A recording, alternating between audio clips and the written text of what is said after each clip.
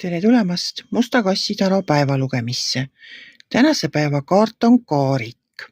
Täna on muidu ka väga tähtis päev. Täna algab tulihobuse aasta ja täna on vastlapäev, aga vaatame siis Kaariku kohta.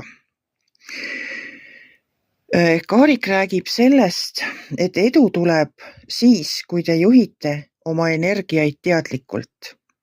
Kontroll olukorra üle. Et te siin ka näete seda, et mees sõidab 2 hobusega ja peab suutma neid ka kontrollida.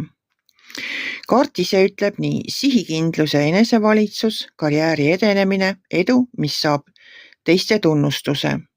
Et te oletegi edukad sellel uuel algaval aastal, kui te suudate hoida kontrolli oma emotsioonide üle ja sihikindlalt liikuda enda eesmärkide poole.